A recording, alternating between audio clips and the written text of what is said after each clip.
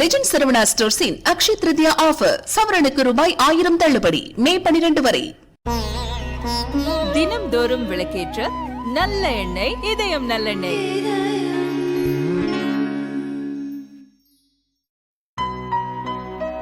இனிமே கண்ணை மூடிட்டு கடலை எண்ணெய் வாங்கலாம். ஏன்னா மந்த்ரா கடலை எண்ணெய் இதயத்தின் தயாரிப்பு.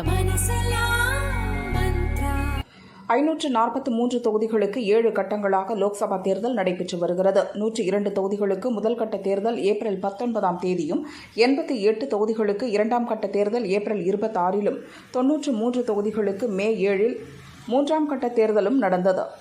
9 மாநிலங்கள், ஜம்மு காஷ்மீரின் ஸ்ரீநகர் என மொத்தம் 96 தொகுதிகளுக்கு நாளை 4ஆம் கட்ட ஓட்டுப்பதிவு நடக்கிறது.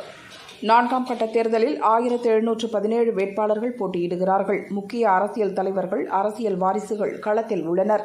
சமாஜ்வாடி தலைவர் அகிலேஷ் யாதவ் யூபி கன்னோஜ் தொகுதியிலும், ஆந்திரா காங்கிரஸ் தலைவரும் ஜெகன்மோகன் தங்கையுமான OS ஷர்மிளா கடப்பா தொகுதியிலும் போட்டியிடுகின்றனர்.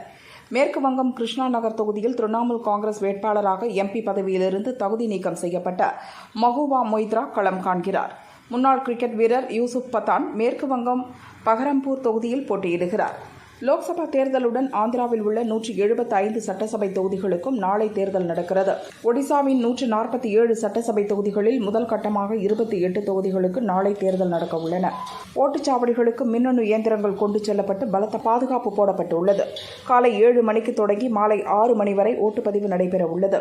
5ஆம் கட்ட தேர்தல் மே 20, 6ஆம் கட்ட தேர்தல் மே 25, 7ஆம் கட்ட தேர்தல் ஜூன் 1இல் நடக்க உள்ளது. ஜூன் 4இல் ஓட்டுகள் எண்ணப்பட்டு ரிசல்ட் அறிவிக்கப்பட உள்ளன.